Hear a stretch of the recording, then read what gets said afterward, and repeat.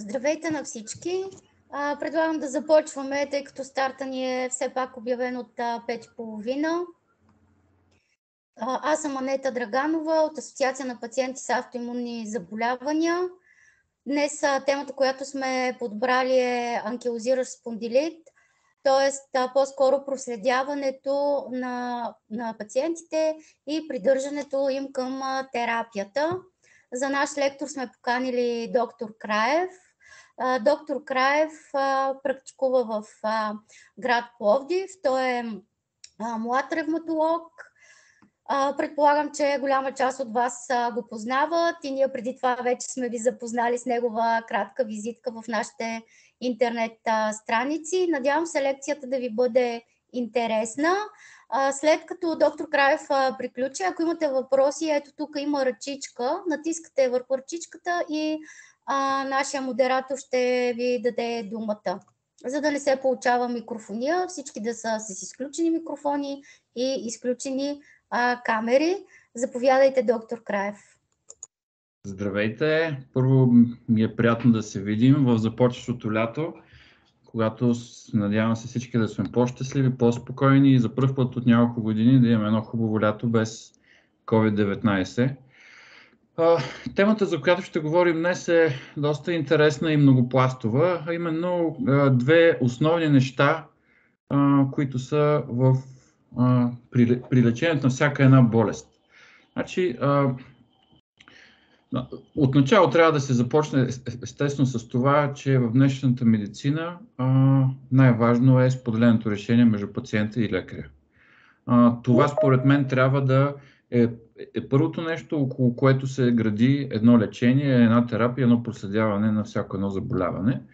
Отношенията между лекарите и техните пациенти са получили философско, социологическо и литературно внимание още от времето на Хипократ и са обект на около 8000 статии, монографии и глави и дори книги в съвременната медицинска литература, като едни сериозни и стабилни знания за важността на срещите и взаимоотношенията лекар-пациент би трябвало да са в основата на модерната медицина, ако се стремим към такава. Към днешна дата все по-на заден план остава автократичният тип поведение на лекаря и особено внимание се обръща на споделеното взимане на решения между пациентите и техните лекуващи лекари, или така нареченото shared decision. Това е изключително важна стъпка за изграждане на така нужното доверие, което в крайна сметка пък е ключа към успеха в терапията. Централно място в тези взаимоотношения е придържането към терапията и правилното проследяване на пациента. Придържането към лечението се дефинира като степента, до която поведението на пациентите, тук естествено включваме посещаване на вторични прегледи, след като е преминал първият контакт с лекаря, участието в различни превентивни грижи и спазването на препоръчените медицински режими, съответства на предписаните професионални медицински съвети.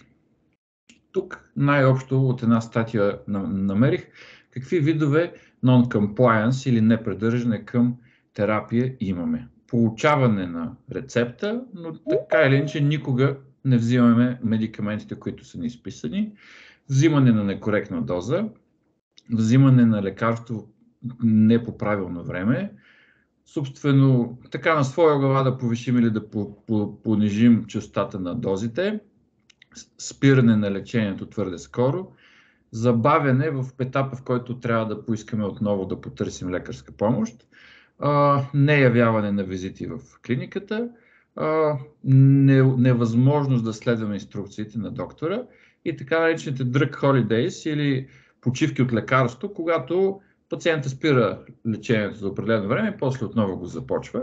А пък имаме и white coat compliance или compliance на бялата манта или това означава, че пациентите започват отново лечение скоро преди времето на записания час при доктора. Болестта на Бехтерев или анкилозиращият спондилит. Просто няколко думи, вие всички знаете тази болест, но все пак тя ни е темата, така набързо да нахвърляме какво представлява тя. Анкилозиращият спондилит е възпалително ставно заболяване, което засяга основно сакоилиачните стави и гръбначния стълб на пациентите. Не трябва да забравяме обаче, че имаме и извънставни прояви на заболяването. Анкилозиращият спондилит, това, което е важното, за вас като пациенти, за нас като лекари, е, че може да прогресира до степен инвалидизация и това основно се дължи на неправилно лечение и проследяване или липса на лечение и проследяване е в доста голям процент от случаите една много късна диагноза. Лечението преминава през болкоуспокояващи средства, нестероидни противовъзпалителни средства основно и различни базисни медикаменти, метотрексат, лазоприн, лефономид, които към днешна дата малко стават на заден план и съответно всичките биологични средства, които много добре знаем, използваме ежедневно, виждаме ефекта от тях. Основните групи, които използваме са TNF-алфа блокери, интерлевкин 17 блокери, знаете, отскоро JAK инхибиторите намират своето съществено място в лечението на анкилозиращия спондилит. Хроничното лечение. За нещастие, хроничните заболявания изискват и хронично лечение. Това значи ежедневна или честа повтаряща се употреба на медикаменти, което от своя страна пък е предпоставка за трудно придържане към терапията. Естеството на самите медикаменти, които използваме за лечение на анкилозиращ спондилит, е предпоставка за изява на нежелани лекарствени реакции, особено когато имаме неправилна или немониторирана употреба. Различни видове фактори от общо доказаните фактори, които водят до загуба на придържане към лечението, имат своето значение и при пациентите с анкилозиращ спондилит. Разбира се, за всеки вид non-compliance или непридържане към терапията, значение имат пола. Смята се, че жените са по-стриктни в спазването на предписанията, възрастта на пациента, като тук се смята, че по-младите пациенти не толкова добре се придържат към своята терапия, а пък вече много възрастните пациенти също имат проблеми с придържането към терапията. Различни проучвания дават разлика между различните раси при придържането към терапия. Основно значение има грамотността на пациента и също така се отдава значение на наличието на така вредни навици, които може да доведат до липса на придържане към лечението. Основно място навсякъде се подчертава познаването на самата болест от страна на пациента. А тук ключова роля и задължение на лекуващия лекар с нормални човешки думи, без, както споменах, автократичния тип поведение, да обясни на своите пациенти какво представлява тази болест, какъв вид е самата болест, как се лекува, какво се очаква като странични ефекти от това лечение, какви усложнения могат да настъпят, за да може пациентът да има една ясна представа какво го очаква от тук насетне в неговия живот, особено имайки се предвид, че нашите заболявания са, както вече казахме, хронични. От страна на самите лекарствени продукти няколко фактори имат роля за придържането към лечението. Вида на приложението, т.е. венозно, подкожно, през устата, нали, така, таблетна форма. Честотата на дозировките. Знаем, тези, които са на таблетна форма, се взимат един път на ден, два пъти на ден. Тези, които са подкожна форма, веднъж в седмица, през 2 седмици, веднъж в месеца. И венозните медикаменти, конкретно за лечение на болест на Бехтерев, започва се с натоварваща доза и после през по-голям период от време се прилагат. Също така голямо значение има и наличието на съпътстваща терапия, дали за основно заболяване, дали и други придружаващи заболявания, защото знаете сами, когато имаме много медикаменти, които трябва да вземем, по някакъв път се объркваме при нашето лечение.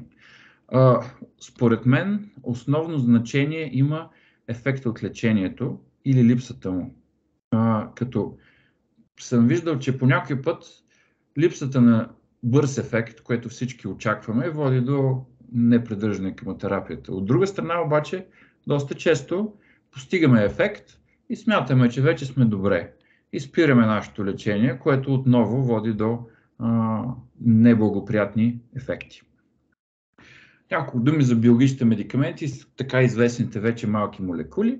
Като всички други лекарства, биологичните медикаменти и новите така наречени малки молекули или янускиназни инхибитори имат своите позитиви и негативи, както върху самия пациент, чрез нежеланите лекарствени реакции, така и върху придържането към терапията.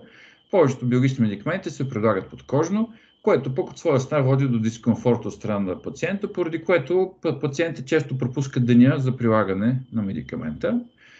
Венозните форми пък водят до различен тип логистични проблеми, тъй като са свързани с посещения в болници, следващите от това организационни затруднения за нашите пациенти, поради факта, че голяма част от болните са активни, работещи хора, имат така трудност при отсъствие от работа и доста често това води до голямо затруднение за така навременното приложение на медикамента. Друг голям минус, който през годините виждаме, е, че самите биологични медикаменти трябва да се съхраняват на хладилен режим, което също е неудобство и води често до загуба на придържане към терапията. До някъде тези проблеми се решават от янускиназните инхибитори, които са под формата на таблетки. Те се съхраняват на стайна температура. Тук обаче имаме негативи, които са свързани с ежедневния прием, който понякога е двукратен. И естествено, като всяка една таблетна форма, имаме дразнене, непоносимост от страна на гастроинтестиналния тракт, който е наличен за почти всички медикаменти на таблетна форма. Сега няколко думи и за проследяването. Докато някои пациенти имат медицински състояния, които лекарът може да излекува само с едно посещение в кабинета, много други изискват непрекъснато лечение. Такъв е и случая с болест на Бехтер в анкилозиращия спондилит. Навременното проследяване на пациентите е жизнено важно, за да се гарантира, че те продължават напред с предписания план за лечение. В допълнение към увеличаването на вероятността за положителен изход, това наблюдение има и значение за минимизиране на опасността от проява на нежелана лекарствена реакция. Т.е. безопасността на пациента тук също е изложена на риск и е важно едно правилно проследяване. Хроничният характер на анкилозиращия спондилит, както и естеството на самото лечение и очакваните нежелани лекарствени реакции изискват още по-сериозно и навременно проследяване. Вие знаете, по изискване на НЗОК имаме визита преди започване, т.е. когато се минава комисия на нулев месец, после междинна визита при лекуващи лекар на 3-ти месец, на 6-ти месец отново за комисия и след това през 6 месеца. Лично за мен първата схема 0, 3, 6 месец е добре, но после по някой път веднъж виждането на пациента на 6 месеца не винаги е достатъчно като време. Според мен трябва да се направи, може би на всеки 3 месеца да се вижда пациента от лекаря. И естествено 2-3 думи за трудностите, които всички имахме при проследяването в условия на COVID-19. COVID-19 промени за обикалящия ни свят до степен да прекарваме Коледа, Великден, рождени дни в електронна среда. Изключително затруднена бе и комуникацията между лекаря и пациента. Като резултати от това го виждаме както ние, така и вие, като и до днес са на лице голям брой пациенти с активирани заболявания, които преди пандемията бяха в ремисия. При всички положения на нашите пациенти също ужасно много пострадаха от това нещо, от страха за посещение в болница, който подчертавам беше напълно оправдан. В никакъв случай не смятам, че тук вината е на самите пациенти. Неяснотата по COVID-19, съответно, знаете, в началото имахме не много познания върху това как нашата терапия, доста голяма част, знаете, намаля имунитета на пациента, как ще се отрази едно евентуално заболяване с COVID-19 върху нашите пациенти.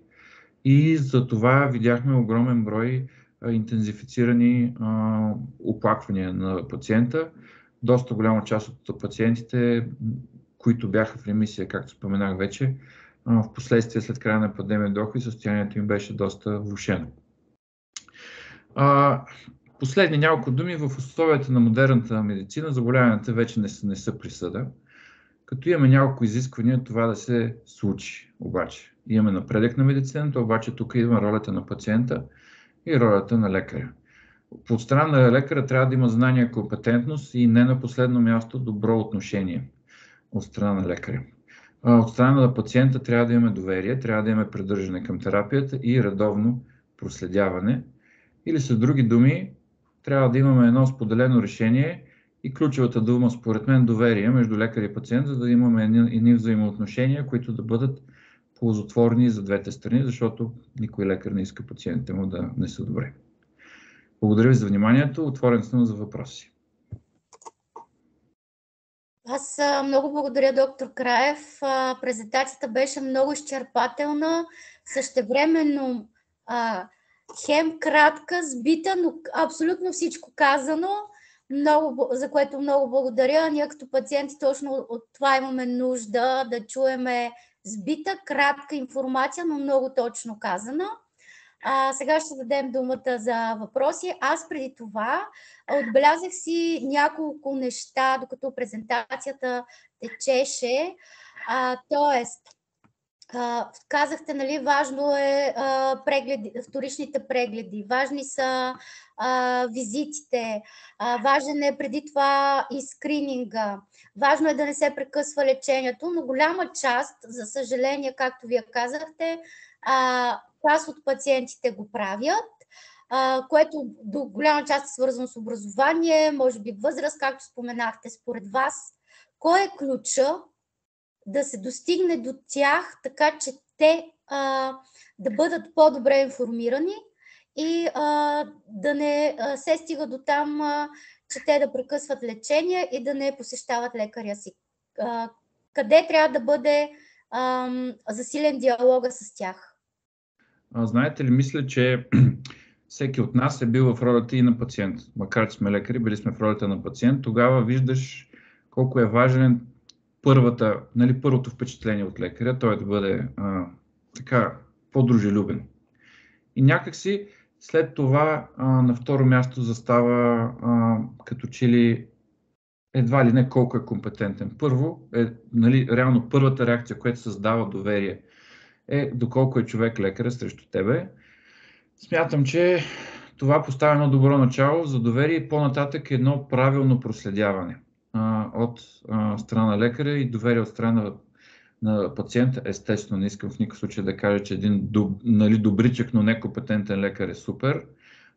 Знаем, доста случаи има, при които перфектни доктори просто имат по-особен характер, но в случая говорим за успеха при проследяването. Смятам, че доверието, дружелюбността на лекаря изгражда една много стабилна връзка, която пък в последствие е една добра основа за проследяване. Защото някакси, ако те е страх от твоя лекар, не можеш да му се довериш и не можеш да му кажеш всичко, което ти тежи. Това е моето мнение, защото съм бил и от страната на пациента, и от страната на лекаря. Това е. Благодаря. Сега има вдигната ръчичка от Боряна Ботева и от Анита. Да заповяда първо Боряна Ботева вдигна ръка, да си зададе въпроса. Благодаря ти, Ани. Благодаря, доктор Краев. Наистина изключително стегната и изчерпателна презентация за отношенията между лекар и пациент като основа на проследяването. Аз бих искала да попитам, според вас, би ли било полезно, ако пациентите дойдат при вас подготвени, да кажем, да са си направили списък, какво са приемали, как са го приемали като медикаменти, да са направили някакъв кратък списък на своите оплаквания, дали вие изобщо имате време да изслушате всичко, което пациента може да ви представи, защото ако пациента дойде подготвен, може би за вас ще бъде по-лесно да комуникирате и по-бързо да диагностицирате проблем и съответно да предпишете лечение. Би ли било това от полза? Със сигурност една систематизирана информация, която ни е поднесена, е много по-добре, защото пак ще говорим за здравната каса, но щем ще се върти всичко около нея.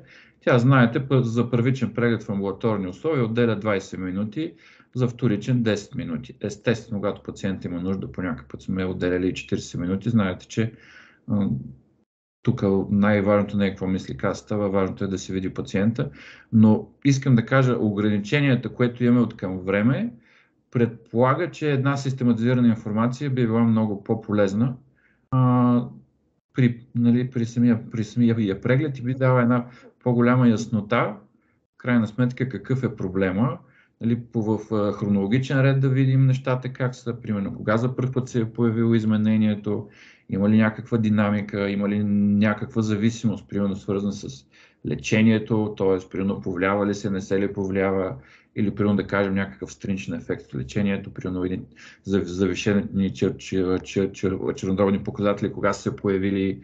Една систематизирана, хронологична, така направена информация за мен е доста полезна, защото Вие знаете, по някакъв път идва пациента с много документи, ние нямаме време да ги погледнем тези документи, а има огромен шанс точно този документ, който да прескочим вътре, да има нещо важно.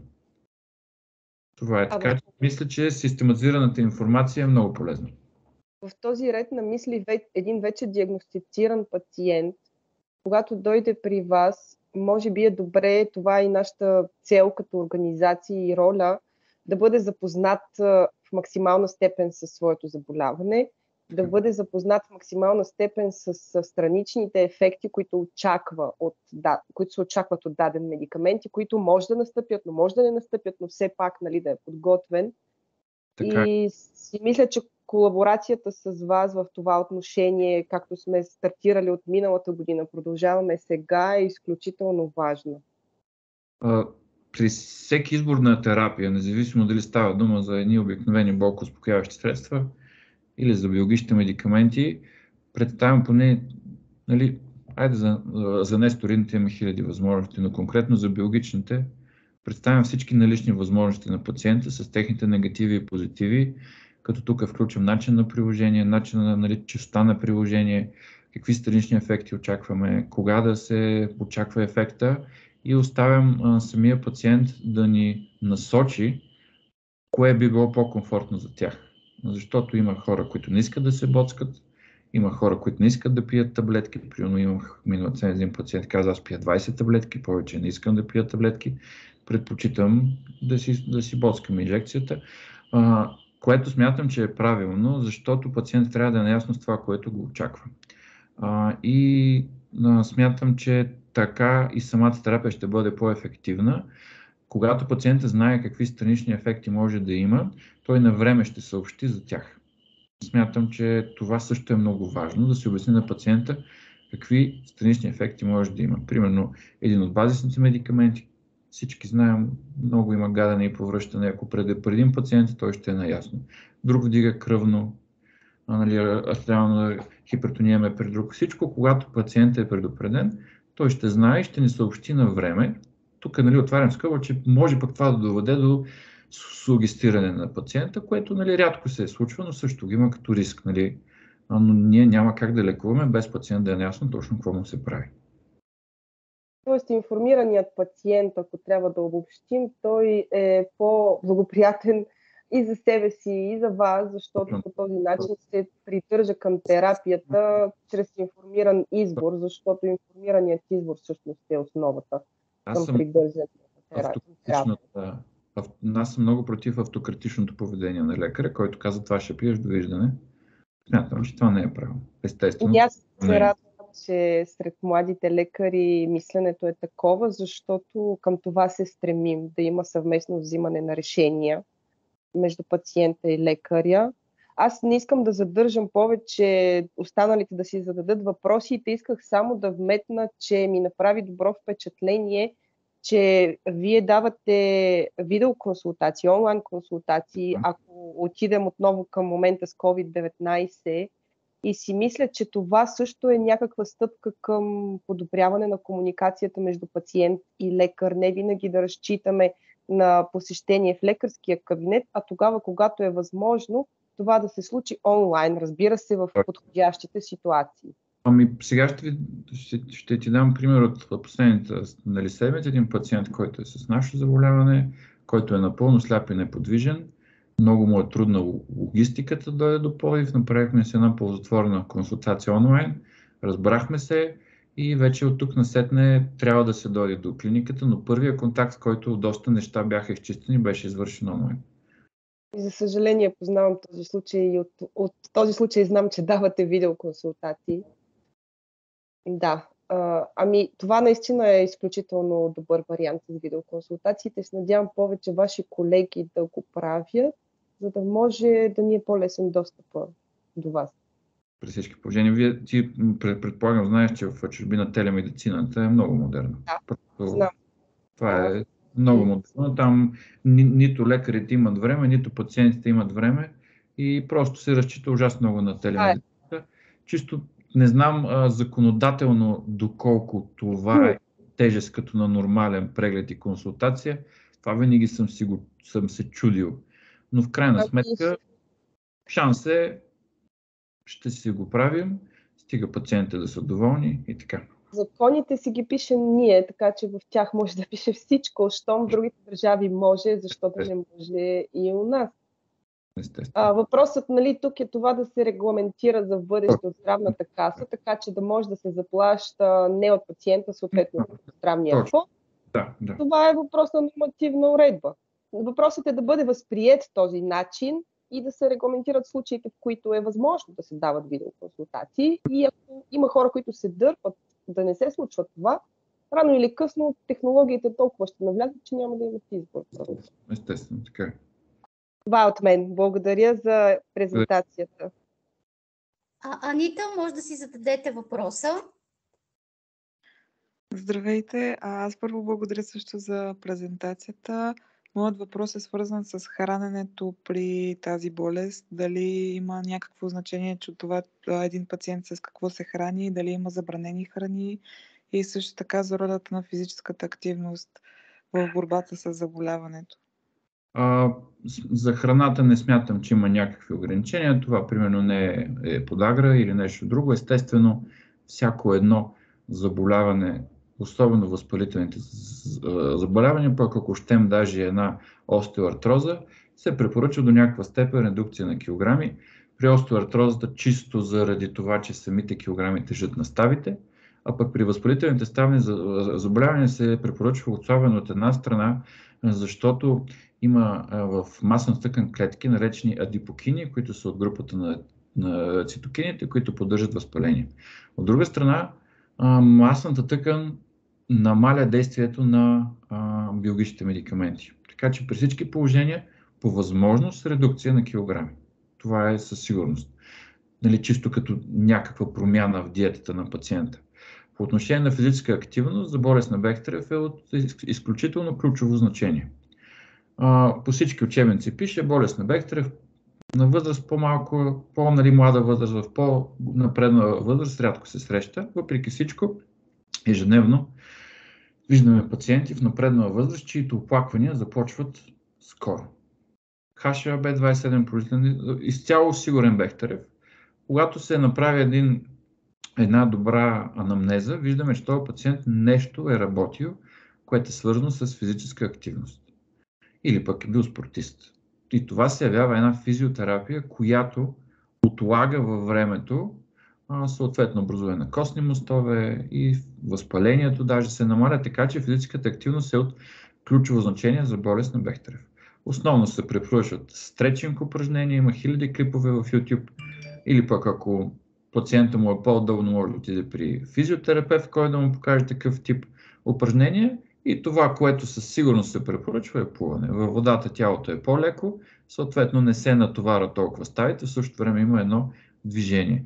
Единството, което препоръчваме на пациентите да избягват, е примерно ходенето на санаториум с гореща вода, защото тя потенцира възпалението. Нали, по време на самата процедура всичко е перфектно и малко след като приключи процедурата се получава едно сериозно сковаване и само това препоръчваме нашите пациенти да не правят. Иначе всякакви други физиотерапевтични процедури или физическа активност са добре дошли за нашите пациенти с болест на Бехтерев. Благодаря. Други въпроси?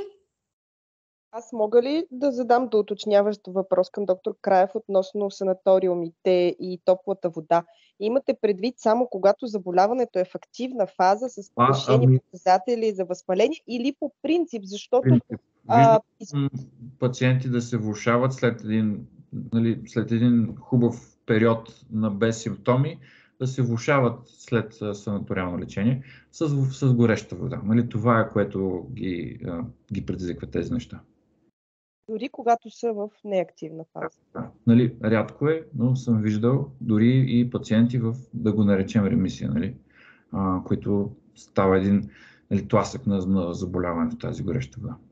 Аз зададох този въпрос, защото на нас винаги ни е казвано, така казваме и ние на пациентите, когато има активно възпаление, не, но когато има ремисия, така, съм виждал поне 2-3 пациента, които отиват, нали, примерно някой близък е отишъл или те са решили да си отидат на санаториум И така се случва, което нали, не е фатално, но въпреки това пак ще трябва да се намесваме по-сериозно при нестероидни или пък, не дай си Боже, кортизонови препарати, за да се овладее това ново възникнало възпаление. Благодаря.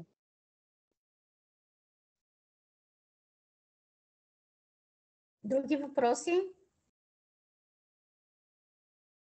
Аз само ще задам още един въпрос, след като никой не се включва.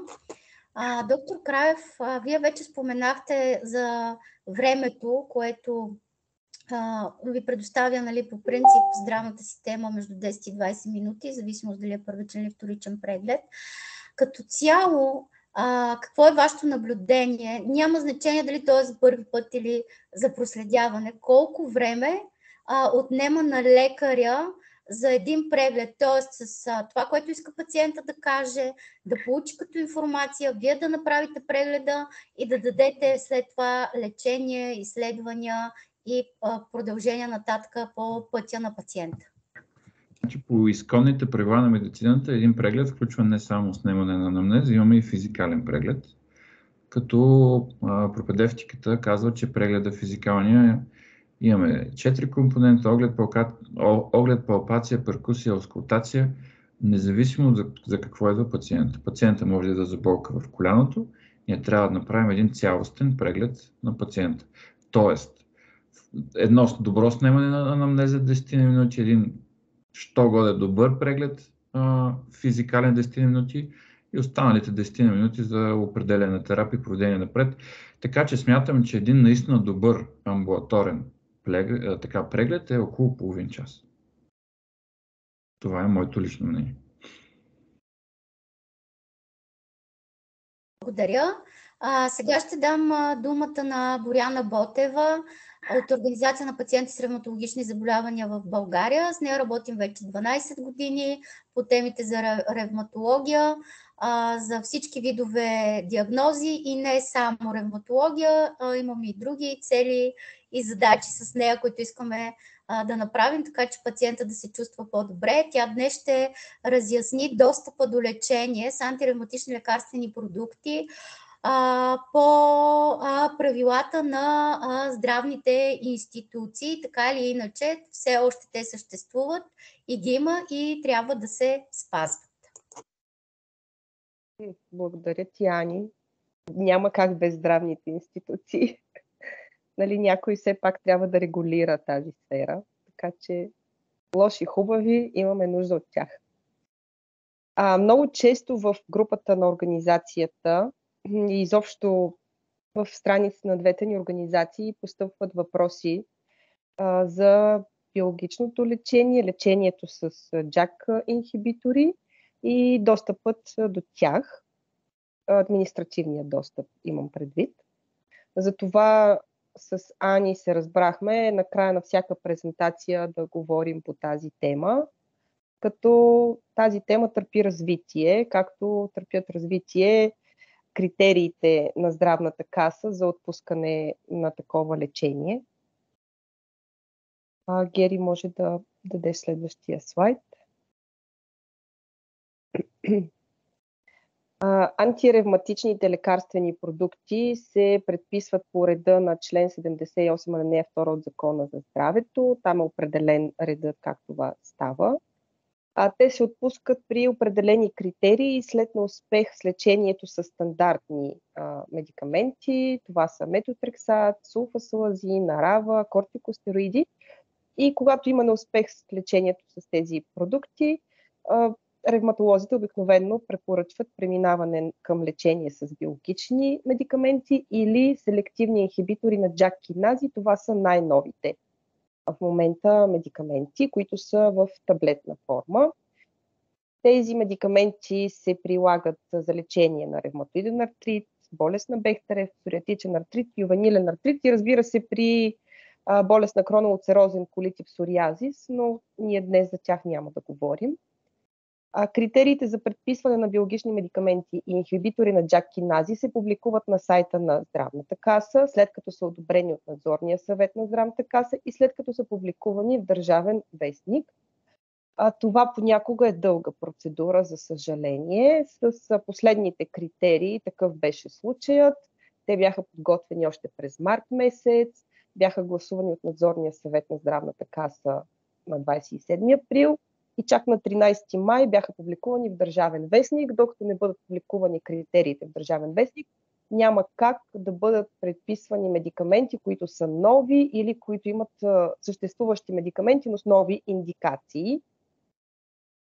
Така че понякога това забавяне може да коства много на пациентите. Ние се стараем да скъсим този период, а с Ани работим по тази тема и ще научите за бъдеще повече за това. Наличните медикаменти в България съм изброила тук на следващия слайд. Значи, те са доста. Бих казала, че в България имаме достъп до почти всички налични медикаменти, които са налични и в Европа, цяла Европа, в останалите европейски държави. Новите критерии, които ви съобщих, че са публикувани в Държавен вестник на 13 май, въведоха един нов медикамент за псориатичен артрит, Гозелкомаб. Също така Убацициниб и Иксекизумаб са с нови показания. Вече не се прилагат само при ревматоиден артрит, но и при болест на Бехтерев. Също и при псориатичен артрит се прилага Убацициниб или Ринвок, както му е търговското наименование. Затова бяха направени последните изменения. Какъв е пътят на пациента? При започване на лечението, при промяна на дозовия режим и при смяна на медикамент, когато преминаваме от един към друг медикамент, при нежелани лекарствени реакции или при липса на ефект от лечението, пътят е следният. Лекуващият лекар насочва пациента за лечение с такива медикаменти, подготвя се необходимата документация, пациентът се явява пред експертна лекарска комисия. След като се яви пред експертна лекарска комисия, пациентът внася документите си в районната здравноосигурителна каса, в града, в който е неговият личен лекар. След това от районната здравноосигурителна каса документите отиват по служебен път в Националната здравноосигурителна каса. Там има друга комисия специализирана, която разглежда документите. В нея има външни експерти и ревматолози, след което пациентът получава съобщение, че протоколът е одобрен и той си го получава от районната здравноосигурителна каса, където е внесъл документите. Заверява му се протокола, с него той отива при личния лекар, откъдето да си вземе рецепта и след това отива в аптеката, за да си получи медикамента, като преди това трябва предварително да си го поръча. При продължаване на лечението режима е малко по-облегчен. Отново имаме лекуващ лекар, експертна лекарска комисия, документите се внасят в районната здравноосигурителна каса, където протокола се заверява веднага и пак отиваме при личния лекар и след това в аптеката. Новото с новите критерии, които бяха публикувани на 13 май е, че при първо продължение на лечението, т.е. втори протокол, вече не трябва да чакаме един месец Здравната каса да одобри следващия протокол, а директно протоколът ни ще бъде заверен от районната здравноосигурителна каса. В старите критерии това не беше така. За първо продължение на протокол чакахме един месец одобрение от Националната здравноосигурителна каса. Тоест имаме някакво облегчение на самата процедура, което е добре. Експертните лекарски комисии са няколко. В София има 2, в Пловдив има 2, в Плевен и във Варна. Какви са сроковете, за да получим протокол за лечение с биологични медикаменти или JAK инхибитори? Когато за пръв път подаваме документи, никога до сега не сме се лекували с тези медикаменти, при смяна на лечението и промяна на дозата, срокът за получаване на отговор от Здравната каса е 2 месеца. Когато имаме смяна на лечение и промяна на дозовия режим, 1 месец е одобрението от Здравната каса, а протоколи за първо и поредно продължаване, след като сте преминали пред експертна лекарска комисия, се заверяват директно в районната здравноосигурителна каса, без да чакате Националната здравноосигурителна каса. Първия протокол при започване на лечение и при смяна с друг лекарствен продукт се издават за срок от 180 дни, а всеки следващ протокол може да бъде издаден за срок от 365 дни по преценка или на комисията, или на лекуващия лекар. Относно проследяването на ефекта от лечението и подготовката на документи за продължаване, доктор Краев засегна малко тази тема. При първи протокол и при смяна на медикамент, проследяването става на 12-та седмица задължително. Подготвят се необходимите документи, лекуващия ревматолог знае какви са те, преминава се през амбулаторна процедура 42, след малко ще кажа какво представлява тя. И след това на 6-тия месец при подготовка за кандидатстване за нов протокол, отново имаме подготовка на документи, изследвания, които са заложени в критериите на Националната здравноосигурителна каса. А при пореден протокол проследяването е на всеки 6 месеца, т.е. при подготовка на документи за кандидатстване отново за продължаване на протокола. Аз също съм съгласна с доктор Краев, че може би проследяването трябва да е наистина на всеки 3 месеца, но тъй като здравната каса може би пести финанси, не знам, проследяването е по този начин. А и понякога проследяването през амбулаторна процедура 42 е свързано с пътуване до съседен град, което затруднява пациентите. Надявам се с промените, които подготвяме, то ще пожелаем и ще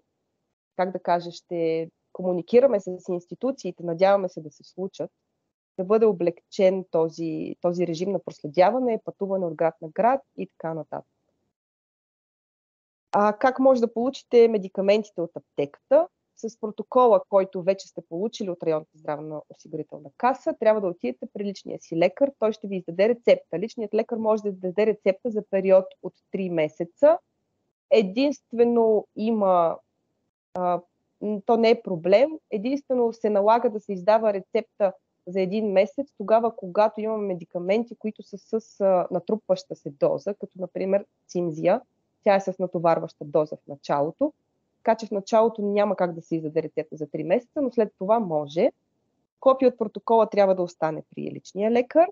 С рецептата, т.е. вече рецепта нямаме на хартия, по-скоро тя е електронна вече. С протокола отивате в аптеката, рецептата е електронна, в аптеката в софтуера има вашите данни и ви се отпуска медикамента, но вие трябва да сте го заявили предварително, защото това са скъпоструващи медикаменти и няма наличности в аптеките от тях, ако не сте заявили предварително. За аптеката също е необходимо копие. Всеки път, когато получавате медикамента, трябва да носите хартияния си протокол. Рецепта, както разбрахме, вече не се иска, тя е електронна. Надяваме се скоро и протокола да стане електронен. Аз тук съм посочила няколко термина или няколко съкращения, които ще срещнете, може би, когато ви подготвят документа, не може би със сигурност. Споменах за амбулаторна процедура 42. Това е процедура за амбулаторно наблюдение или диспансеризация на пациенти с възпалителни полиартропатии, спондилопатии. Тя се извършва в лечебни заведения, които имат договор по тази амбулаторна процедура с здравната каса. Извършват се определени изследвания, които са включени в тази амбулаторна процедура. Това са изследвания, които здравната каса пък иска за начало и продължаване на лечението с биологични медикаменти или чак инхибитори. Амбулаторна процедура 38, това е процедура за определяне на план на лечение и проследяване на терапевтичния отговор при пациенти, получаващи скъпоструващи лекарствени продукти. Тази амбулаторна процедура не се прилага само при пациенти с ревматоидни заболявания, а при всички пациенти, получаващи скъпоструващи лекарствени продукти, докато амбулаторна процедура 42 е само при пациенти с ревматоидни заболявания. Ще срещнете и съкращения като BASDAI, ASDAS и DAS28. DAS28 това е индекс, който показва активността на заболяването при ревматоиден артрит. Отброяват се отточните и болезнени стави. ASDAS също така се прилага и SUA или CRP, за да се изчисли колко е DAS28, защото това е нещо, което здравната каса изисква при продължаване или при начало на лечението. Същото важи и за БАЗДА и АЗДАС, които са пък индекси при анкилозиращия спондилит или болест на Бехтерев. Ами, това е от мен. Надявам се нещо да не съм пропуснала. Ако съм, Ани ще ме допълни, защото ние с нея знаем наизуст тези критерии и е време за въпроси. Да, ако някой има въпроси, може да вдигне ръчичка. Да, презентацията беше изчерпателна, абсолютно всичко казано по правилата за получаване на терапия.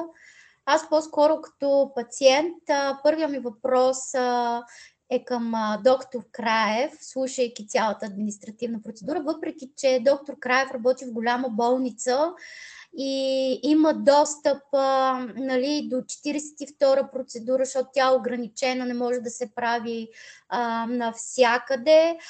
Ограничена е по отношение и на нашите пациенти, заради това, че има лека дискриминация. По нея могат да се проследяват само пациенти, които получават скъпоструващо лечение. Останалите, които не получават такова лечение, не могат да бъдат проследявани по нея. И искам да питам доктор Краев, смята ли, че това нещо къса връзката, т.е. 42-а процедура от части, къса връзката между лекаря и пациента и проследяването става по-трудно, тъй като не всеки път личният лекар има желанието да издаде така наречения талон за преглед при ревматолог. Със сигурност така заложено в закона доста ограничава.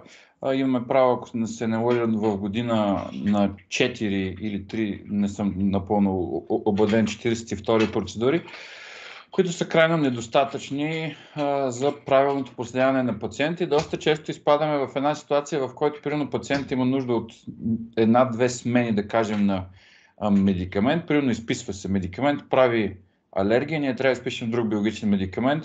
Програмата не ни дава възможност, защото няма минимален период разлика между двете 42 така процедури. В обсесни остават още две, които са напълно недостатъчни, не дай си Боже нещо, ако стане при пациента. Въпреки всичко, смятам, че и аз и всички мои колеги преглеждаме пациентите и проследяваме пациентите дори и без регистрация на 42 процедура, в голям процент случаите, дори и без издадено направление за консултация от личния лекар, но това, пак казвам, няма нищо общо с законодателство. Това просто е лично решение на всеки лекар, но смятам, че повечето колеги така реално правим нещата. Иначе чисто поглеждане законодателно, това ограничава наистина бройката 42 процедури на година, малките лимити на колегите от извънболнична помощ, ОПЛ-тата, нали, общо практикуващи лекари, това със сигурност ограничава нали, бързия навременния достъп на пациентите и вие сами като пациенти знаете, по някакъв път джипито казвате направление за ревматолог, помоли него да даде за кардиолог, кардиолога да даде за ендокринолог и става едно страшно препредаване на направления, понеже джипитата имат ограничени лимити. Така че законодателно се ограничава, но смятам, че повечето колеги се стремим това да не навреди на нашите пациенти и намираме начини, по които да се видим и да си направим консултацията и проследяването. Да, както ние казваме, пациентите и специално аз като пациент и пациентска организация, по-скоро може би после и Боряна да се включи, системата не ви дава да действате с пълен размах, т.е. когато при вас дойде пациента, не може нали, веднага да му направите всичко, както казвате. Получава се един талон, втори талон, трети талон, четвърти талон.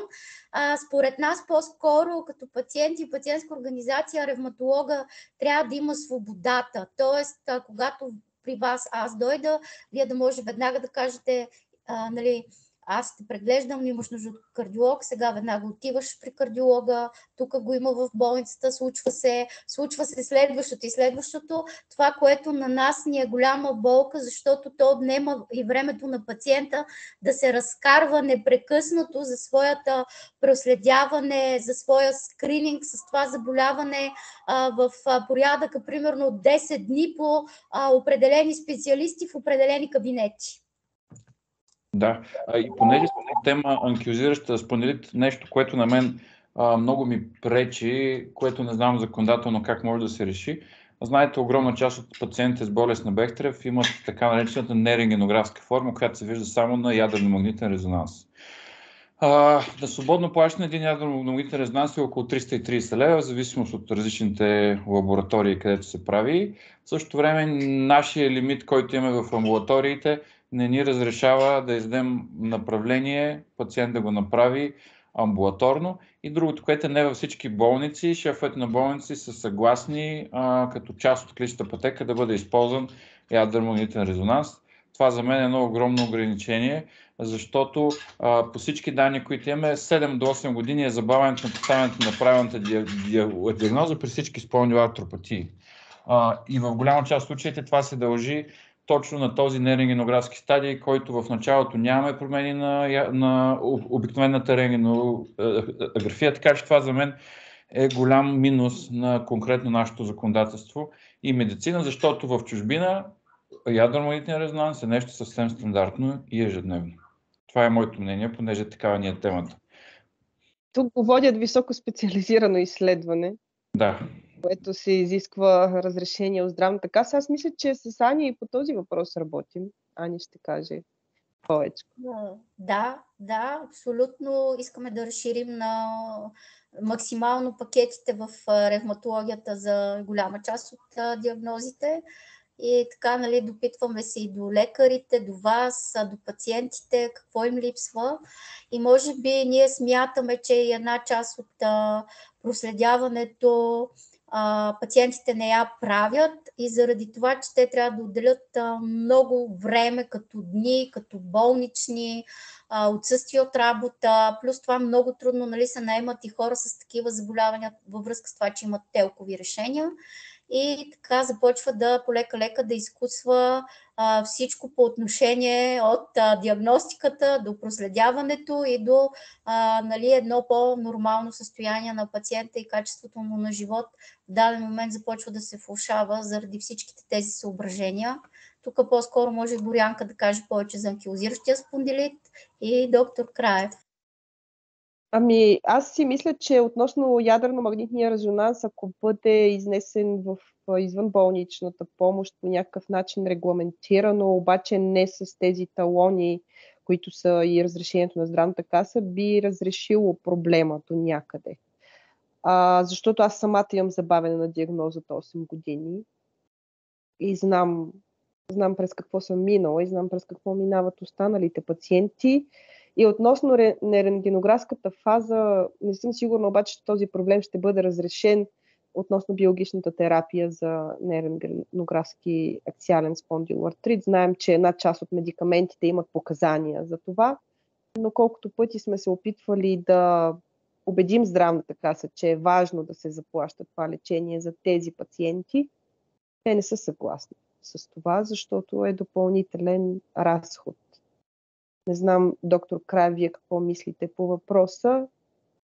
Лично аз малко съм отчаяна в тази посока конкретно. Мисля, че за нерентгенографските много трудно ще стане или поне ще се измисли нещо, което да са много тежки критериите, което може би до някъде, не знам дали е по-правилно, наистина нямам още мнение по този въпрос, но смятам, че е хубаво пациентите да се лекуват още в нерентгенографския стадий с биологични медикаменти. Това е моето мнение, но както си говорим, тук става дума за финанси. Сега не знам доколко е възможно решаването на проблемите в амбулаторията да бъде по някакъв начин направено в пакети. Примерно пациенти с ревматоиден артрит да си включва пакета, ревма фактор, различните групи, анти-ССП, анти-МЦВ, да си върви като пакет ревматоиден артрит. Към пакет Бехтерев да върви един ядрено-магнитен резонанс. Това смятам, че е окей. Въпросът е, че всичко пак опира до пари. Каквото е сигурно. Ами, много трудно. Да, много трудно се случват промените, когато се касае до средства. Аз имам една голяма болка и тя е имуноглобулините за хората с лупус. Бяхме стигнали до един етап, който беше изключително голяма крачка, но до там спряхме, защото здравната каса няма достатъчно средства. За съжаление. Всичко опира до пари в крайна сметка. Мисля, че до някъде все пак ние имаме достъп до почти всички налични медикаменти. Проблемът са критериите, че са доста стриктни, не толкова медицински, колкото чисто чрез административни похвати се опитват институциите да ограничат достъпа.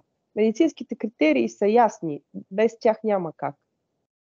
В други държави такива критерии, такива административни процедури тежки няма, може би само в Русия, ако не се лъжа, са такива процедурите.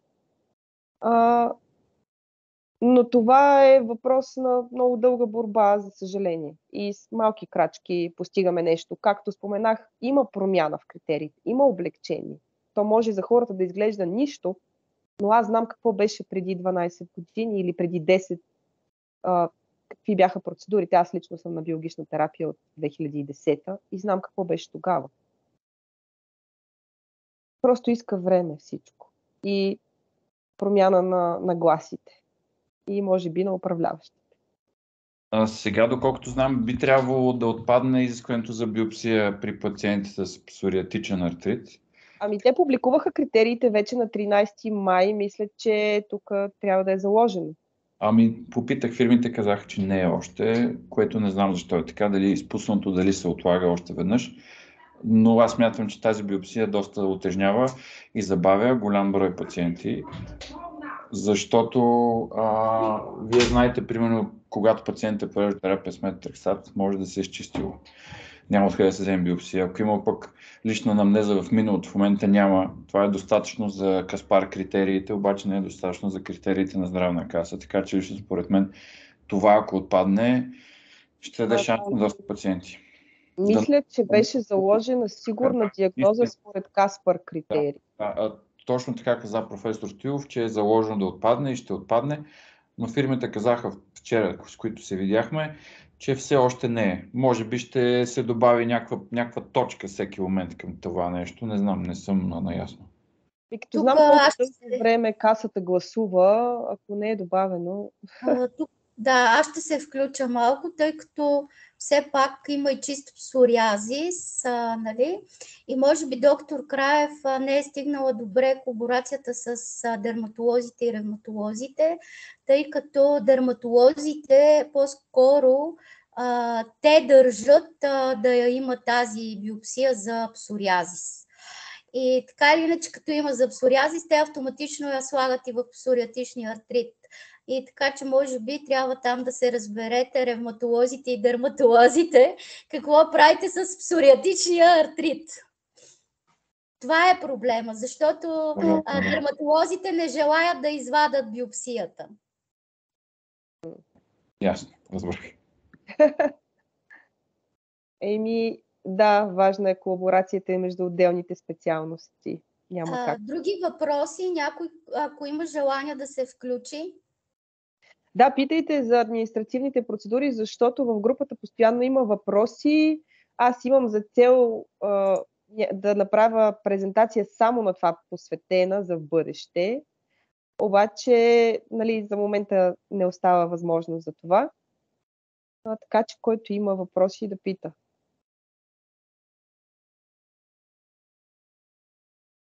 Можем да зададем към доктор Краев, ако искате, един въпрос, защото това е един много чест въпрос в групата. Когато се разболяваме от грип или някакъв друг вид инфекция, урологична или нещо от този сорт, или когато вадим зъб, или когато правим колоноскопия или гастроскопия с опойка, тогава трябва ли да се прекъсва биологичната терапия и за метотрексат е имало въпроси? За биологичната терапия, когато е планова операция или процедура, 2 седмици преди, 2 седмици след винаги съветвам моите пациенти да спрат лечението, става дума за планова. Съответно, това включва изваждане на зъб, някаква процедура, било то колоноскопия, било то гастроскопия, било то някаква по-сериозна операция, макар че мисля, че колоно и гастроскопията не би трябвало да ги включим в тази група. Ваденето на зъб, тук вече стоматолозите би трябвало да си правят хубава профилактика за съответно някаква бактериална инфекция, която би могла да доведе ендокардит и там други заболявания бактериални, така че смятам, че със сигурност операцията трябва планово 2 седмици преди, 2 седмици след. По отношение на биологичните, пък и на метотрексат дори. Със сигурност, когато има грип или някаква друга инфекция, също пациента трябва да спре биологичното лечение и метотрексат. Имал съм случаи на протрахирана инфекция при болни, които са били на метотрексат, имал съм случаи и на протрахирана инфекция при болни, които са били на биологични медикаменти.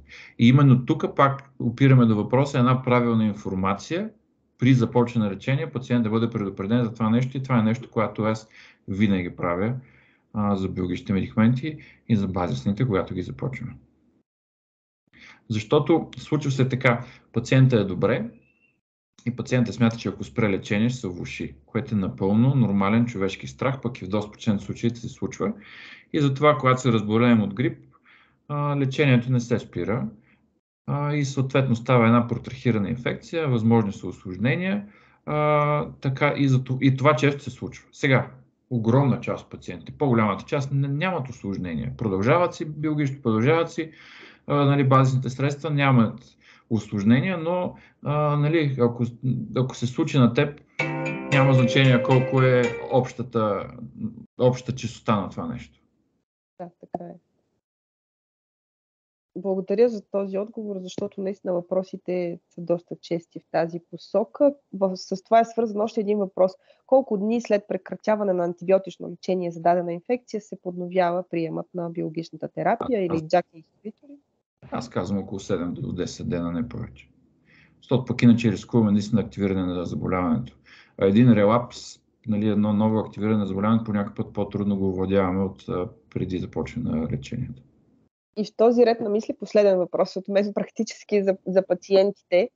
Какви са вашите наблюдения при чести инфекции, да речем сега и с COVID, когато пациента му се налага да прекратява за известно време биологичната терапия? Дали ефекта й се изчерпва и при кои медикаменти сте го наблюдавали по-често, ако имате такива наблюдения? Изобщо пък и литературата какво казва по темата? Значи, всеки един медикамент, когато се минава в фазите на клинични проучвания, неминуемо и това се следи, това се докладва.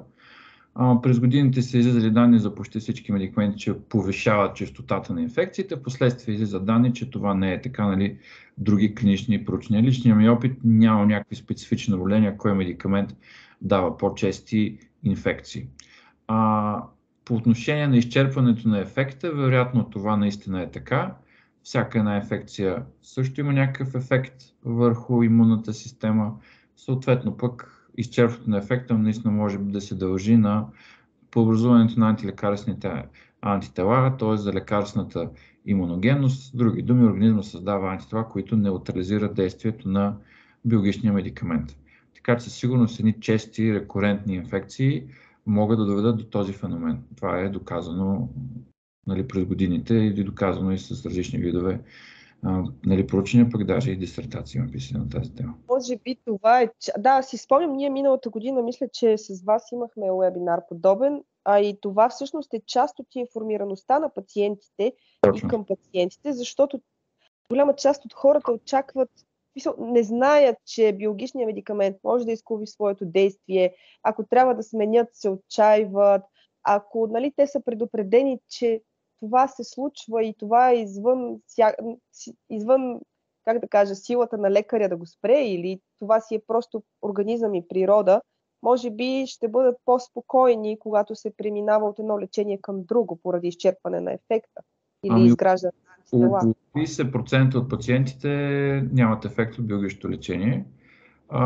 Това, което в момента мен лично ми е интересно, това, което ще работим с професор Баталов и доцент Генева, е една медицина, персонализирана медицина. Сега това е една много дълбока тема, слиза се на ниво генофонд, генни секвенции, но идеята е терапия, която е не направена, но избрана за конкретния пациент. Това е нещо много далече от България, но смятам, че в един момент ще стане и тогава честотата на липса на ефект от лечението ще бъде сведена до минимум. Надявам се в бъдеще пациентите и докторите да имаме възможност за такъв избор. И това смятам, че е бъдещето на медицината. И не само за нашите заболявания. Тук говорим за ендокринология, онкология, гастроентерология, кардиология, но все повече в последните години се говори в ревматологията за такова нещо и смятам, че това е едно добро начало за минимализиране на липсата на ефект. Чудесно е, че работите в тази посока. Благодаря. Аз приключих с въпросите. Ако някой друг има, ако не, Ани си. Много благодаря, доктор Краев, за отговорите, за хубавата презентация. Ние това видео ще го качем. Надявам се да бъде полезно за всички, които не са успяли да се включат сега. Много важно е нашето лечение, проследяване и преди това хората, които все още не са достигнали до диагностика, да разберат, че тези заболявания всъщност съществуват и колкото по-рано се лекуват, качеството на живота е много по-добро. Още веднъж благодаря. Приятна вечер на всички. До нови срещи. Вероятно ще продължим юни месец с нов вебинар и след това кратка почивка и октомври отново. Чао, чао на всички. Довиждане, лека вечер и до скоро. Довиждане.